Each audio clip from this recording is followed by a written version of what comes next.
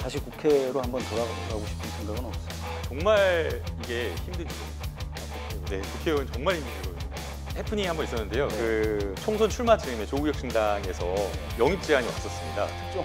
특종은 아니고요. 아, 워낙 이제 조국 대표님과 가깝고 예. 제가 이제 서울대학교 박사학위 할 때에 네. 연구실을 조국 교수님과 같은 층을 썼습니다. 예. 그리고 이제 조국 교수님이 제 지도 교수님이 조국 교수님 친구분이시고 예. 네, 같은 동기시고 제가 대학에서 제가 됐거든요. 대학에서 거의 10년간 강의를 했는데 근데 그 친구들한테 항상 했던 이야기가 세상에서 내가 제일 바보 같고 내가 제일 낮은 사람이라고 생각하고 살라고 그러거든요. 뭘 하든 어디. 그리고 제가 국회의원이 됐을 때도 제가 그 마음가짐으로 살았어요. 그 공직이라고 하는 그 자리가 잠시 잠깐 국민들로부터 위임받은 일하기 위해서 잠시 잠깐 위임받은 권한을 빌려온 것이지 네. 그 자리가 마치 대우받고 누리기 위한 그런 자리는 아니라고 생각합니다.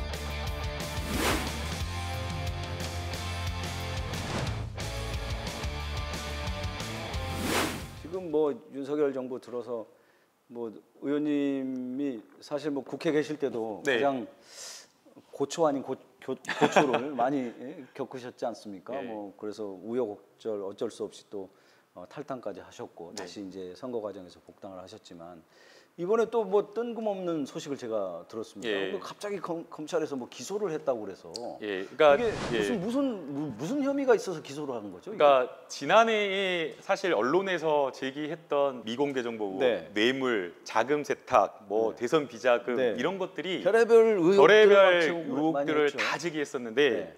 이 의혹들이 사실은 의혹을 제기하는 기초 사실조차 없는 상태로 그냥 그야말로 소설 쓰듯이 가능성만으로 그냥 그런 거 아니야? 라는 것만으로 의심만으로 네.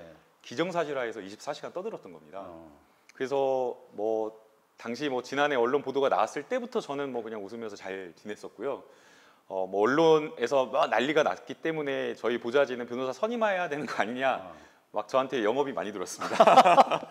변호사인데 변호사한테 영업이 많이 들어오더라고요. 변호사 빨리 선임해야 된다. 변호사 선임해야 된다. 예, 대응해야 된다. 근데 변호사인데. 네, 변호사인데.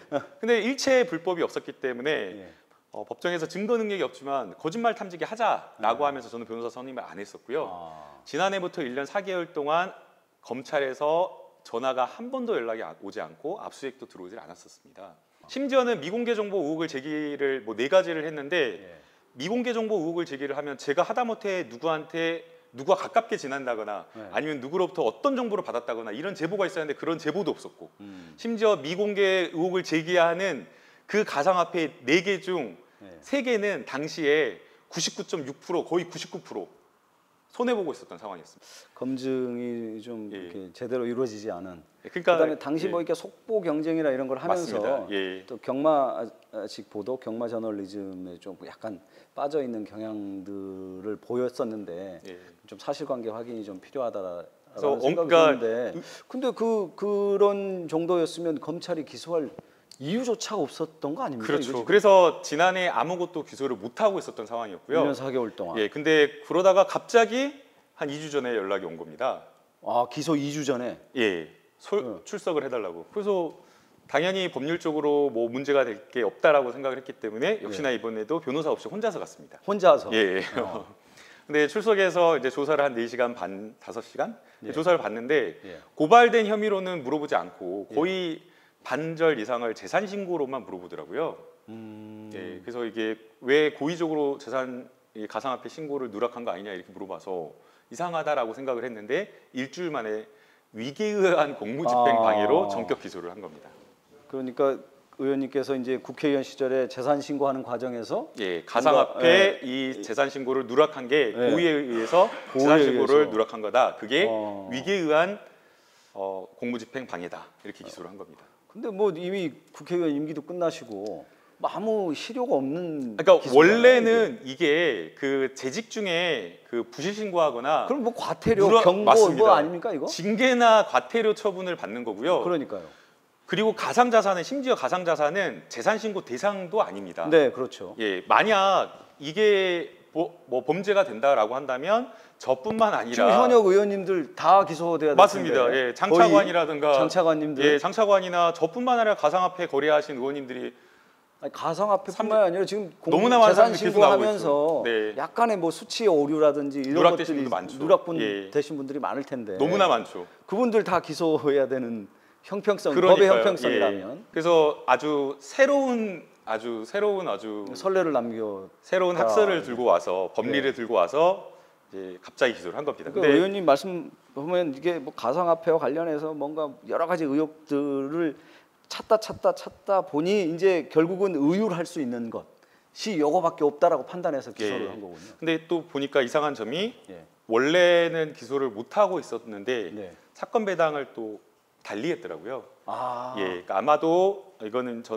그래서 저는 윗선의 지시가 있었던 것으로 보입니다. 수사하던 뭐 예. 예를 들면 특수부면 특수부, 예. 뭐 공공수사부면 공공수사부 뭐 이렇게 가는데 예. 갑자기 수사하던 기소를 안 하고 있으니까 배당을 달리해서 갑자기 소환을 하고 예. 그 다음에 소환 조사를 하자마자 불과 일주일도 안 돼서 기소를 했다라고 하는 것은 어느 정치적인 아예 판단이 네. 있었지 않느냐 윗선에서. 맞습니다. 아예 기소 방침을 정해놓고 소환을 한 거고 기소를 하려고 법리를 연구 고민 끝에 이 방법을 찾아낸 것 아닌가라고 생각을 합니다. 그 의원님의 어떤 뭐 정치 활동 혹은 의원님의 정치 활동을 그 제한함으로써 가져올 수 있는 뭐 정치적 효과 뭐 이런 것들이 있다고 판단하는 걸까요? 그러면? 저만 그런 건 아닌 것 같고요. 네.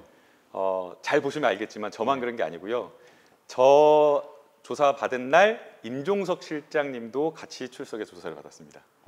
그리고 며칠 뒤에 조국 당대표에게도 소환조사 통보가 왔고요. 그리고 그 즈음 김명수 전 대법관 퇴직했는데도 2년간 사건 묵히다가 갑자기 또 소환조사를 한 겁니다. 그리고 그 외에 김승원 의원 법사위 간사인데요. 거의 3년 그렇죠. 동안 부르지 않고 있다가 갑자기 또 꺼낸 겁니다. 그러니까 일제히 야당 성향의 정치인들, 야당 성향의 판사 등을 포함한 모든 야권 성향의 여러 사건들을 다시 꺼내는 겁니다. 그 즈음에 그러면 뭐 정부 여당 혹은 뭐 윤석열 대통령과 관련된 뭔가 좀 아킬레스건이 있었나? 김건희 여사의 명품백 사건밖에 없어요. 그 사건을 덮기 위한 그 정황밖에 보이지 않는다. 예, 그거밖에 없다라고 생각을 합니다. 예, 그래서 그렇죠. 모든 언론과 야권에서 김건희 여사의 소환 조사를 하지 않고 출장 조사.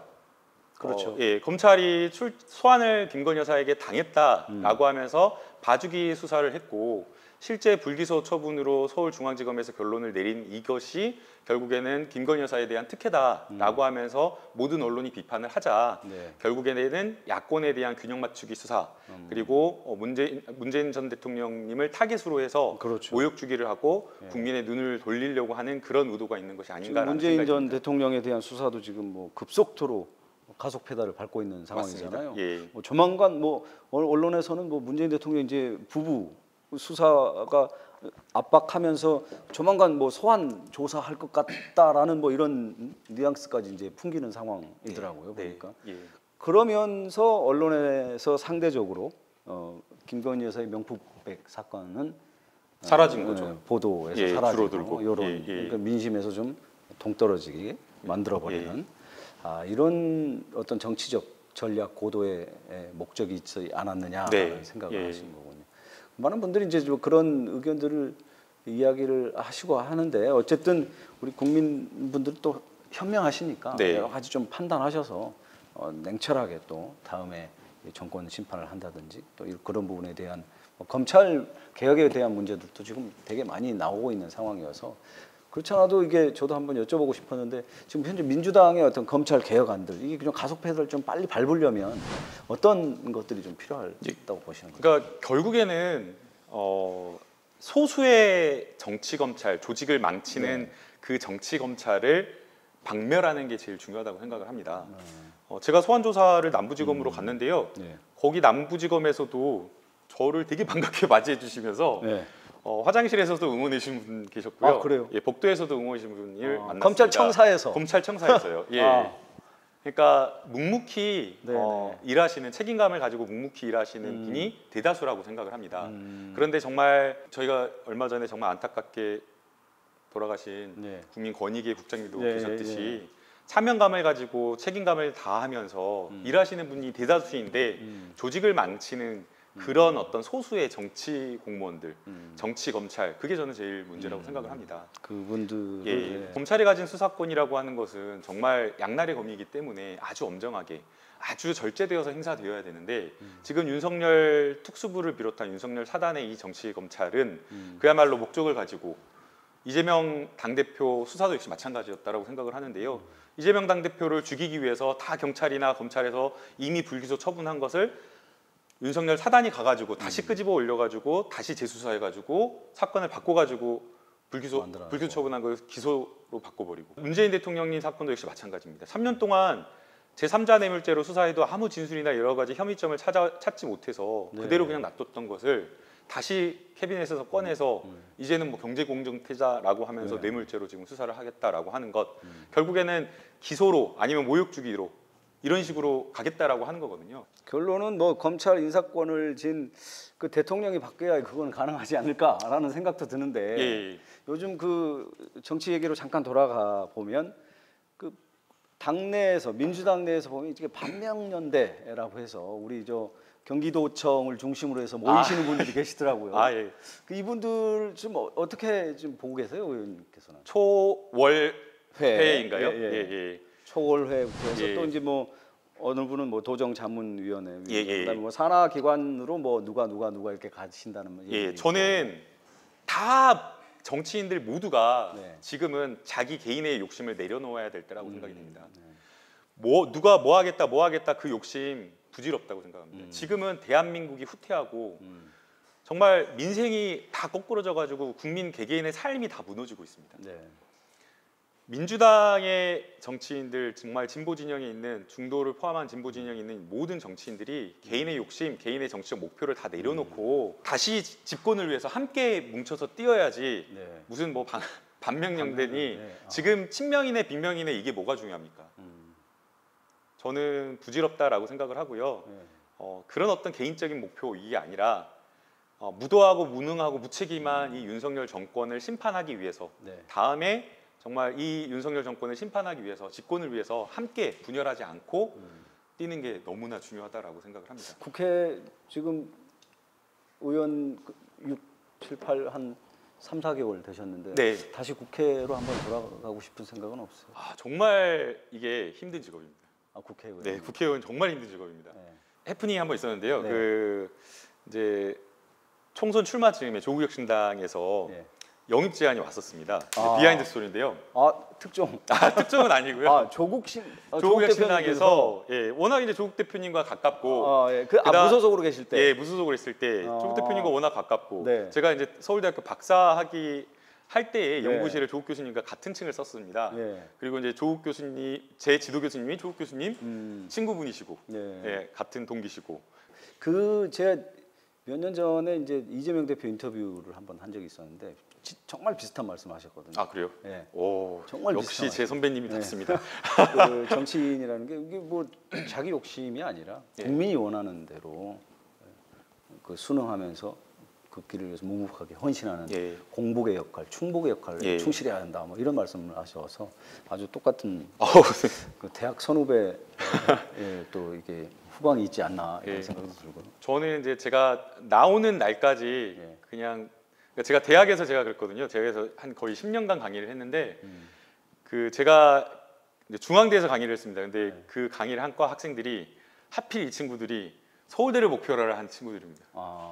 그러니까 그 이제 수시나 정시 이렇게 뭐 배치표를 보면 맞습니다. 중앙대로 오니까 이게 마음이 안 차는 거죠.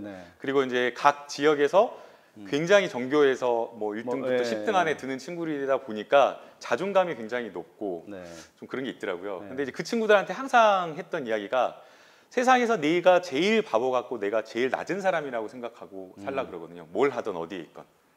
그때 당시에 하셨던 말씀이요? 제가 대학에서 강의했을 때. 그리고 제가 국회의원이 됐을 때도 제가 그 마음가짐으로 살았습니다. 그래서 제가 선거 출마했을 때도 후보 시절에도 같이 선거 캠프 사무실을 청소했고 의원실 나오는 날까지 설거지하고 청소하고 이사짐 나르고 제가 파쇄하면서 짐 싸고 그렇게 하고 나왔습니다.